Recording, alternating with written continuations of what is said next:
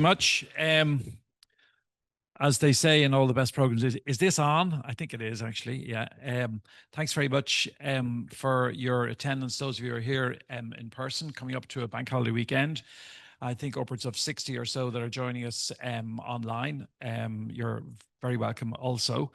I especially like to welcome our panelists this afternoon. Thank them for making the time to be here, as I say, on a weekend, on a holiday, coming up to a holiday weekend. Particularly appreciative of your time. Today's event is part of our Pathways series, Pathways Ireland's Agriculture Future project, examining how this country's agri-food sector can meet climate targets while supporting rural communities and economic growth. Today's paper and subsequent discussion entitled Farm to Finance, the Processor Farmer Nexus in Ireland's Agricultural Climate Transition. It's up there on the screen. Farm to Finance, the Processor Farmer Nexus in Ireland's Agricultural Climate Transition. It's a paper by our colleague, Dr. Matt O'Neill, who's joining us on the panel this afternoon, as you will hear shortly. And that paper looks at the relationship between food processors and farmers as Ireland seeks to align its agri-food system with climate goals.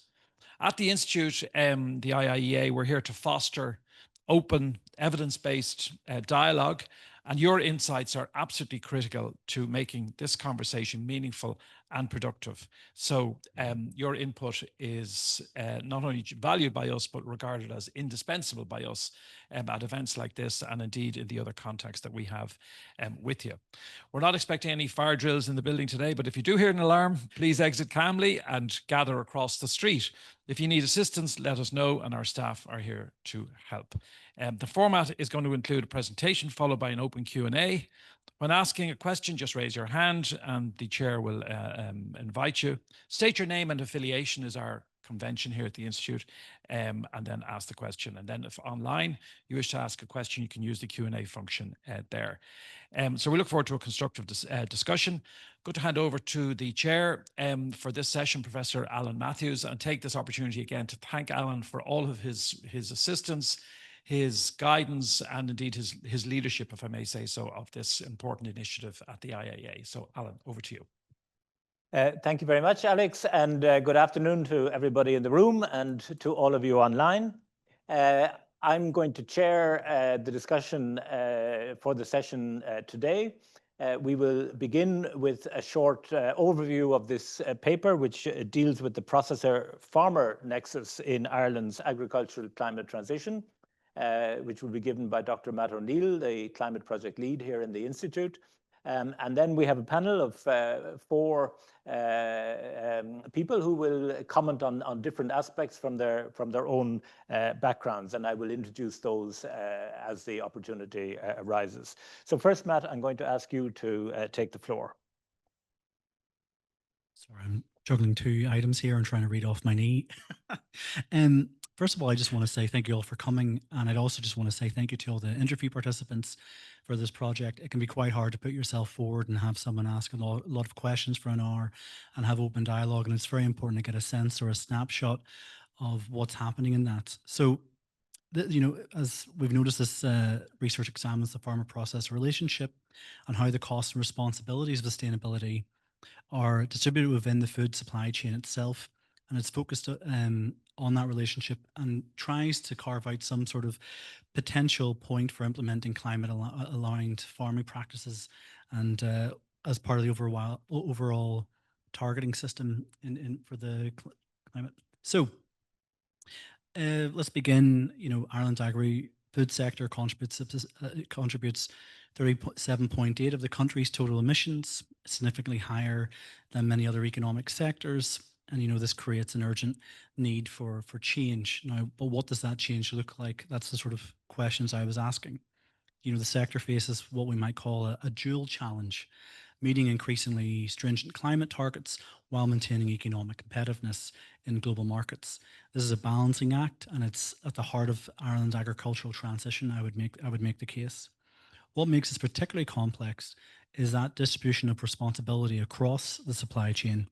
Farmers are expected to deliver most of the sector's emission reductions at times, yet our research shows that they often lack elements such as adequate financial support, maybe don't get the same access to technical tools that they may need, and they also need support for meaningful market incentives to make these challenges economically viable as an industry for them.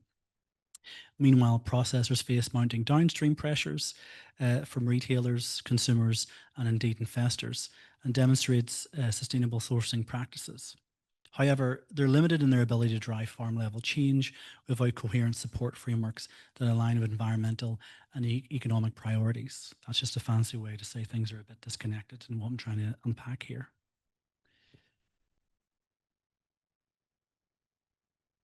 So one thing I looked at was like, I wanted to start thinking about this as more of a multi-layered network. And if I go to my lovely diagram next, there's three key primary components.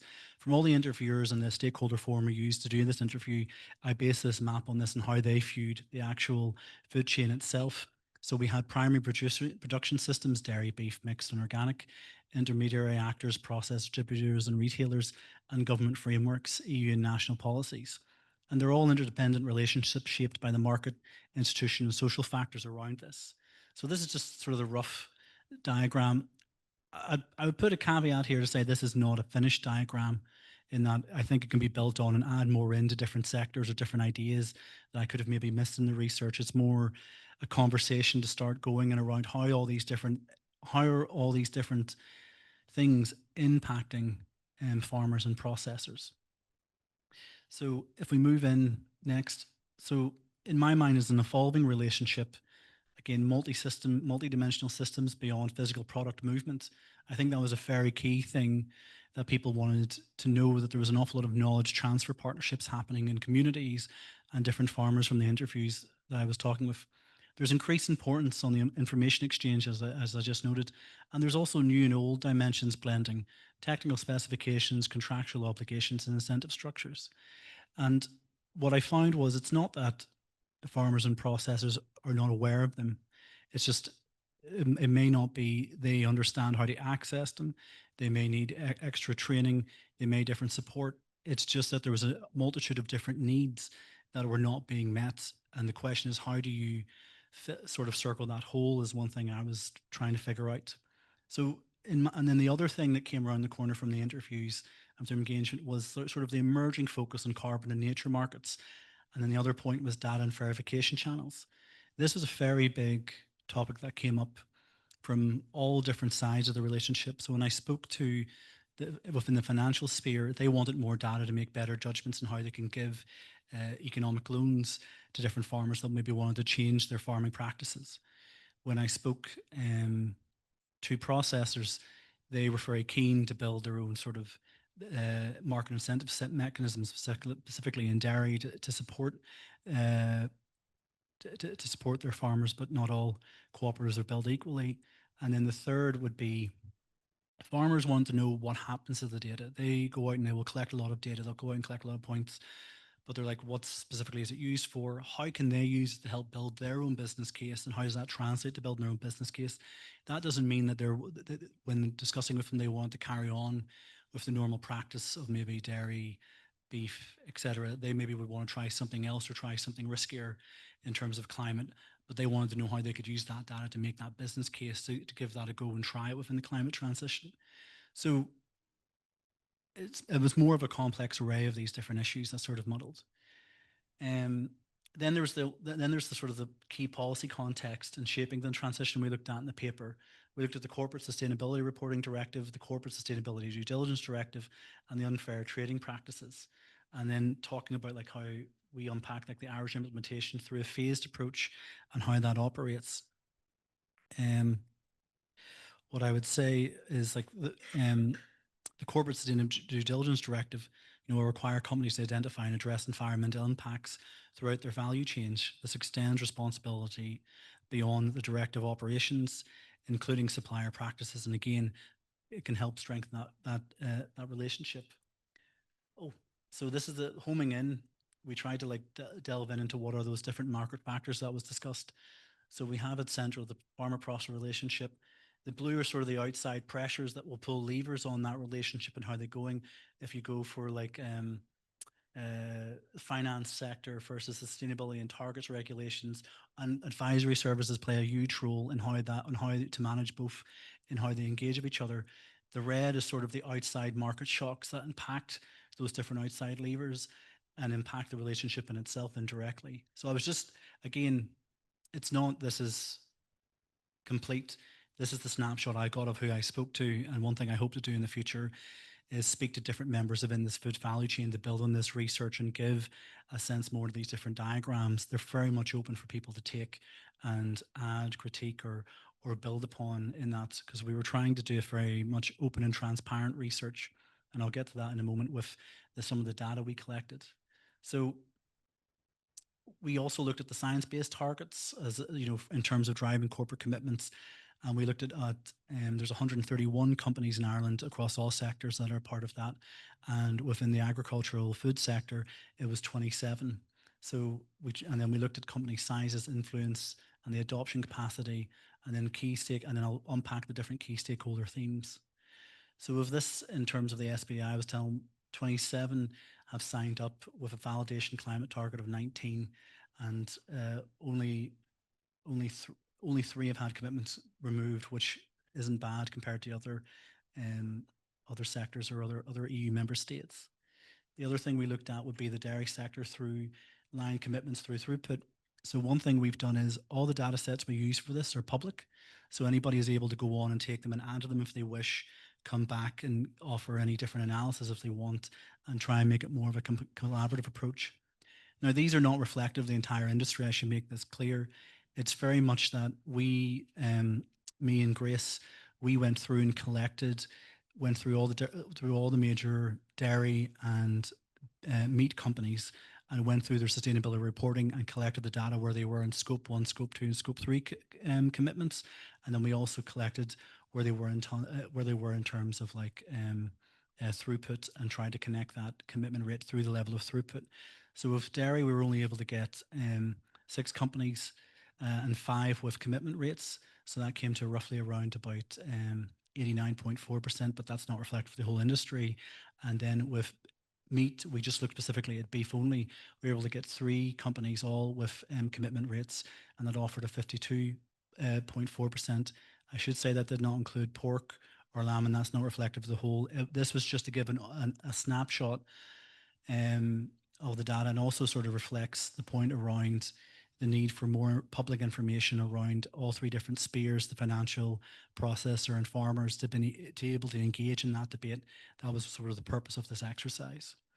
And then the third data set was we looked at Scope 1, Scope 2, and Scope 3 emissions. So again, we were able to collect information on 36 dairy processors, and we're able to collect information on 50 meat processors. And that sort of just gives you a breakdown.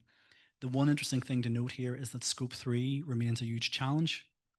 Let me go to my notes here.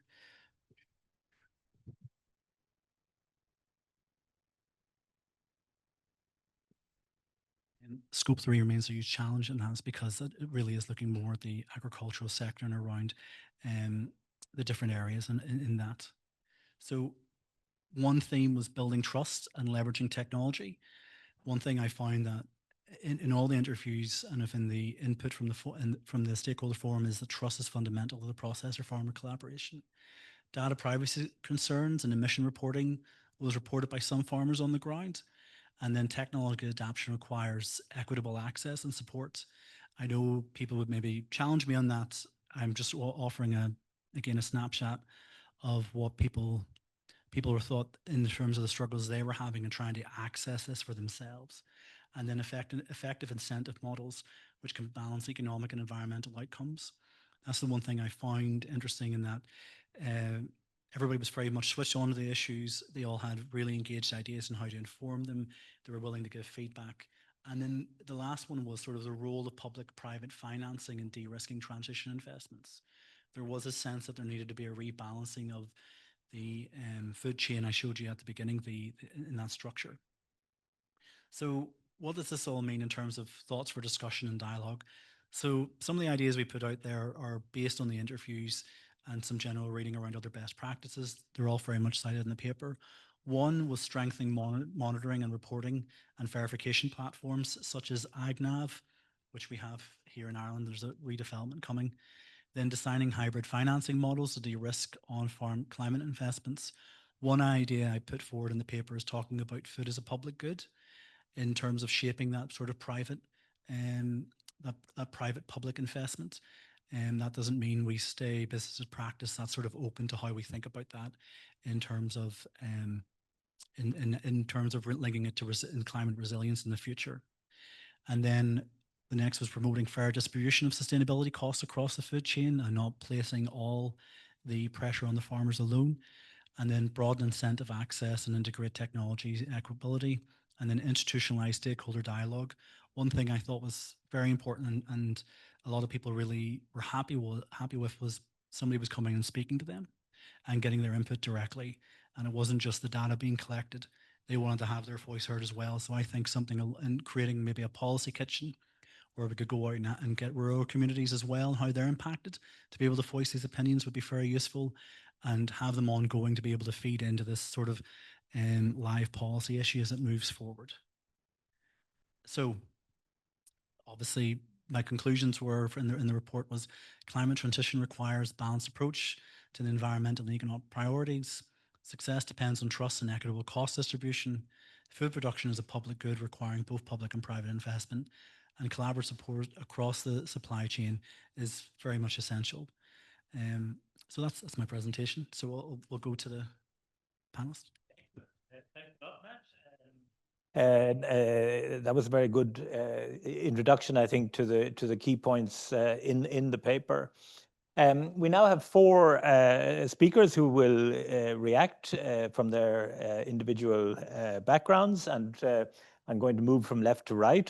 So Tig Buckley is currently Director of Policy and Chief Economist with the Irish Farmers Association. Prior to joining the IFA, Tig was in the finance industry as head of agriculture with AIB Bank. He was also a Nuffield Scholar in 2009, where he examined the role of the dairy futures markets and other price risk mechanisms in the EU dairy industry. And he continues, I understand, to be actively involved in dairy farming on his home farm in North Cork. So Tig, maybe a few minutes just to react to what you've heard from Matt in terms of this processor-farmer relationship in incentivizing climate change. Thanks, Alan. And first of all, I think a lot of credit should go to Matt and the Institute for taking the time to go and look at this area. And I think it's interesting, Matt, that you said that people were glad to be contacted about it or to be brought into the conversation. There's probably a message in that as much as anything else. I think it's the relationship between farmers and processors is quite, it's incredibly integrated, whether it be in dairy, which is predominantly farmer owned, or it's in meat, which is predominantly private owned, but they're still heavily integrated. And I suppose something that maybe we often kind of don't realize is that the vast majority of farmers in Ireland don't actually interact with consumers in terms of, they don't sell their produce direct to consumers, really. So their interaction in terms of their interaction with the marketplace is with their processor. So the processor then has a huge, plays a huge role in terms of their, actions of farmers as part of, overall framework, be it from regulatory or whether they're incentivized. Because a lot of the time, the regulatory side of it is often, it ends up with the processor to monitor a good chunk of that regulatory side of it. And so in terms of incentivizing farmers then as part of the sustainability challenge, there's going to be, that relationship is absolutely integral. It's the most important relationship of all, actually, is the processor-farmer relationship. Because again, it's where the farmers are interacting with the marketplace, really. So I think some of the things that a lot of what Matt said, I think he's very balanced in how he's gone about it. A few things, I suppose, I think we have made a lot of progress. I know, like, people will say, we're not going fast enough. A lot of what you need to do in the initial phases, you need to set up the structures to be able to do it. So like one of the things now, if you look at data collection, we actually are very advanced.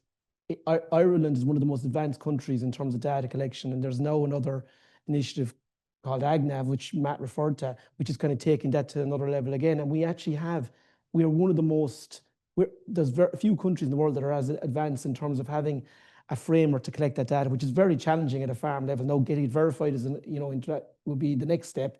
But we are a long ways down the line on that, and that's very useful. So another thing that that we have a lot of advantage on is that we, from a breeding perspective, the farmers actually we own our own breeding federation. So we have the ICBF, which I said on the Irish Cattle Breeders Federation. So unlike nearly almost every other country, it's not in private hands. It's in it's owned by the sector. And again, one of the things that has been happening there in the last 2 years is, in collaboration with the processors, is the National Genotyping Program. So again, what that is doing is effectively we are genotyping a huge amount of our livestock in Ireland. Like there's no other country in the world as a percentage is doing as many. And the benefits from that from a sustainability perspective probably won't be seen till the latter half of this decade because it's a slow burn. But what that will do as one of the things it does is it will allow us, first of all, to basically look at, you're looking at the genotype of these animals and you're figuring out which ones have the best sustainability credentials. In other words, produce the least amount of methane. And then you can pick them and you can breed off them. So again, that takes a bit of time, but that's something that that's there at the moment. And it's just started, and we'll see probably first tranche of animals that have gone through it are a year old now. So I think the other thing to say is that what would concern me a bit is that the whole sustainability side of it, and people would have heard me saying this before, is a lot of the research that is being done on this now. I saw there was a paper last week, UCC released a paper last week, the Hennessy was involved, and the point about when consumers are paying, it's the value proposition that they're paying for rather than the sustainability proposition. And this is one of a number of pieces of research that are saying this. Now, that's a concern because if that's where the consumers are approaching it, and look, in fairness, that may be down to the way that they're being programmed, or certainly, or that the marketing maybe is part of it. I'm not sure, but if we have to make sure that we have that the food value chain works in some sort of way that prices in sustainability in an appropriate manner, that it just doesn't all end up at the bottom of the food value chain, and that would worry me a lot about how we do that. I mean, Matt mentioned unfair trading practices and other regulations like that, which I think is absolutely integral to trying to look at this whole challenge. Because if we don't have regulation around that, I don't think we're going to get a situation where we're going to see, I think what you said, the balance of economic and environmental outcomes, which you said in your thing, which is absolutely critical to it. I think we're going to come back to this key point about the distribution of the costs, if you like, of sustainability along the value chain in this discussion. But let me come next to Dale. Dale Crammond is the Director of Meat Industry Ireland, but before that he had been working with the Department of Agriculture and Food and the Marine, both at the Embassy of Ireland in Washington, but also on the issue of agricultural greenhouse gases back here in Dublin. So Dale, from your point of view, to me, the meat industry has a slightly different relationship with its suppliers than, say, the dairy industry. And I don't know whether that's something that you'd like to comment on. How does that affect your ability to incentivize your suppliers to take climate action? Yeah, look, thank you very much for the invitation, and thank you, Matt. A good paper. It's one of the issues we have to grapple with, Alan. As you say, On the dairy side, the relationships tend to be more defined in terms of how farmers supply into a milk processor. They tend to be over contracts over a period of years, the supply agreements. On the beef side, it's a little bit more challenging because it's more competitive probably, you know, in the marketplace, particularly at the moment, you could say. Farmers we don't have the same relationship with our farmers. Notwithstanding that, we have to do everything we can, you know, from a processor perspective to try and, you know, advance the sustainability agenda. And that's something, you know, very important to us. Last year, we launched our Charter for Sustainable Irish Beef. So that brings the meat processing members of Meat Industry Ireland. We probably represent about 90% of throughput on the beef and lamb side, you know, to sign up to measurable targets that we will be assessed on an annual basis. So I suppose if you look at it over the last 10 years, it's probably fair to say if you take the whole suite and range of kind of sustainability initiatives, you know, members would have, you know, committed something like 200 million, you know, to this area. I think Ty stole one of my lines on the genotyping program, and it was the one point maybe, Matt, that you did miss out on. It's a very substantial investment, you know, from the meat and the dairy industry. It'll be something like, you know, 17, 18 million by the time the program concludes. So that is a significant investment. I suppose one of the points, and we touched on it earlier, it's almost, you've set it out as the farmer processor nexus. It's almost like you need the third, you know, stage in that as well in terms of the consumer, because the consumer at the end of the day has a very, very significant influence on the relationship, you know, between the processor and back to the farmer again. And I suppose what I mean by that is, you know, in terms of, you know, the price they are prepared to pay, you know, for sustainably produced products. And my concern would be that there's a limit to that, Alan, you know, what they are prepared to pay. And, you know, we've seen a very significant increase in the price of beef, which will be welcomed by Ty's members, but that has created a challenge for the processing sector in terms of being able to, you know, get those returns back in the marketplace. And that kind of recalibration is happening at the moment, and we have to see how that plays out. Consumers often say they're willing, and any consumer study or any vox pop that you will do in this area, nearly every consumer surveyed, they'll all say that yes, they will pay more for sustainably produced produce. But then when it comes to it, when they act in the supermarket, it's often very different, and price will be the king. So that is a real conundrum here, you know, as we try to kind of, you know, establish, you know, what is a fair system. At the end of the day, as a processor and as someone that represents the processors, our objective is to sell the different parts of the animal to the markets that will return the best price back to the farmer. And we need to make, you know, a profit margin along the way to do that, you know, and that's what it's about. And if we have to pay a little bit more to the farmer and we can maintain that, you know, margin within the sector, well that's fine, and that's very positive. So leave it at that.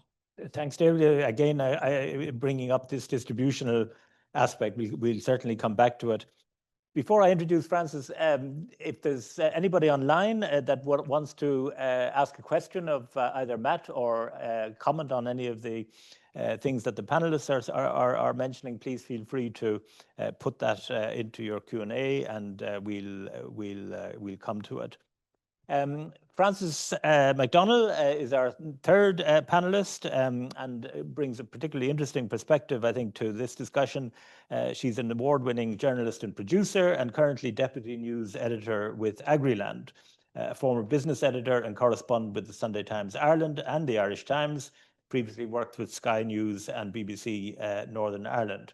Grew up on her family's farm in County Tyrone, and in her role with Agriland, she regularly reports on key issues affecting farm families and rural communities. So, Francis, you have this wonderful perspective looking in. How do you see this relationship between processors and their suppliers, farmers on the ground.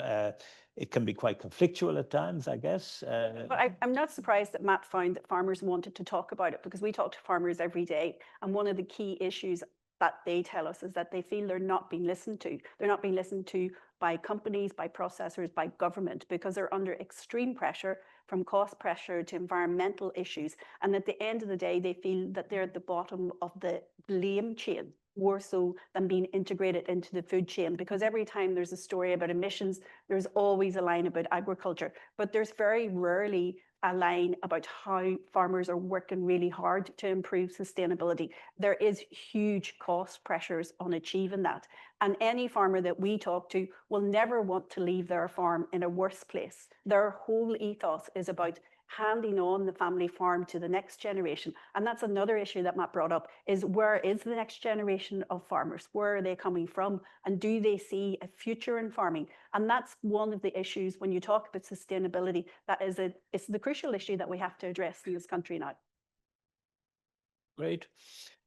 We'll come back to that, and but listen, we'll first listen to our final panelist, Ailbe Gerard, who is representing the farmer interest on the panel.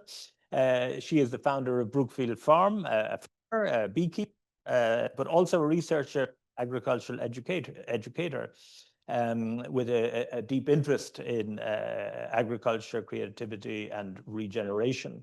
Ailbe has studied sustainable development and organic farming in the UK, and then has returned home to Ireland, where she's been, in a sense, implementing in practice the skills and ideas that she has learned on Brookfield.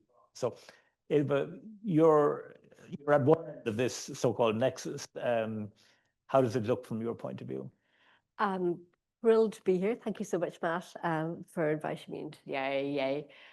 It's a really important discussion. I'm very happy to be part of it. I'm here representing Talamh Beo, which is an organisation for regenerative agriculture in Ireland. So I'm not just here on my own behalf, even though I'm very happy to speak as a farmer.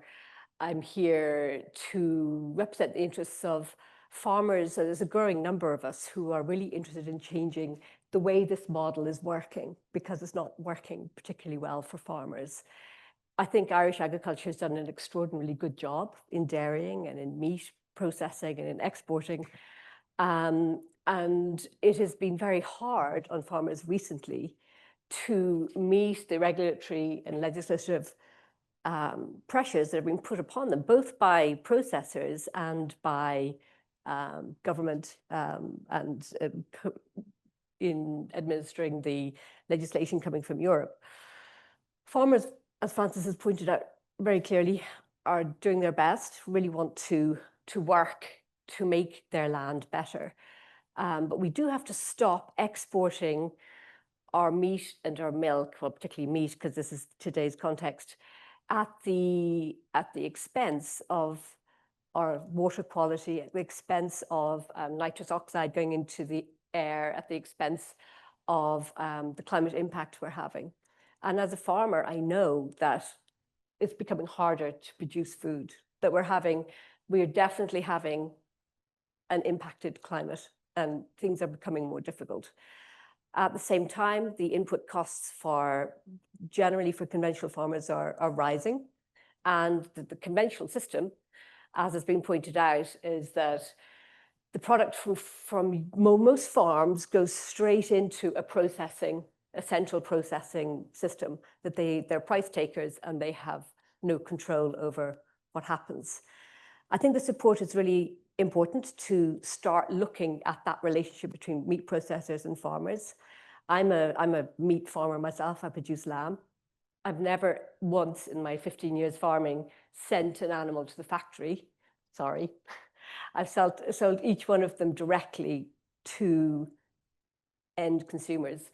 And just to say a point on that, I don't think that's the solution for all Irish farmers, but it can make a huge contribution. I've talked to a lot, as part of my research, a lot of farmers, and they point out that direct sales can help that percentage. There's the percentage between profit and loss. If 10% of your sheep flock goes to some sort of direct sale or some sort of sale where you're getting more money, then then the rest of your flock is protected from the vagaries of what's happening in the meat industry.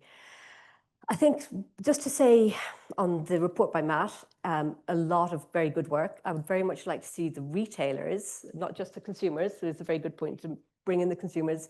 We need to see the retailers because we all know that's where the profit is going. And the pressures in price on farmers and on their incomes, and we know that meat farmers particularly are really impacted with income. And you can't, if you don't have income, there's no point having financial incentives and hybrid finance models to invest on your farm if you literally are living on €12,000 a year. You just don't have the room to do that. What we need to do is do a Horace Plunkett on it, change this system that is actually, frankly, not working for farmers. And it actually doesn't seem to be working for meat processors either. You're under huge pressure as well. Redistribute the profits that are in food. We know there's huge profits in food. And I'd love to see the retailers being part of this conversation. I'd love to have retailers here who are part of remaking the system.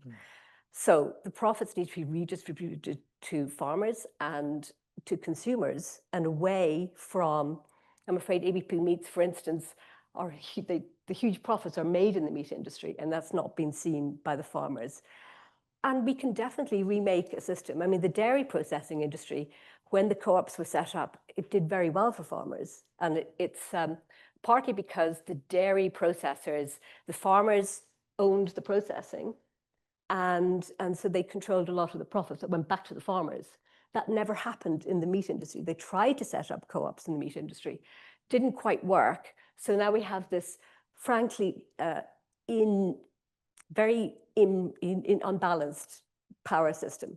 So as a farmer, you can't withhold your meat from meat factories because the people who own the factories can feed in animals from their own farms, for instance, which is not allowed to happen in most of Europe. That there's rules against that kind of control of the value chain, top to bottom. So those are the things I'd really like to look at, because what I have a vision for Irish agriculture. We have the most extraordinary place for growing food. We have extremely skilled farmers. We have really committed people in the agri-food system. Why aren't we working together to make it more equitable, better for our climate, better for the soil? Why are we exporting meat and milk to the detriment of all the things that make us able to produce food? Okay, that's a very wide agenda, Ilva. Thank you.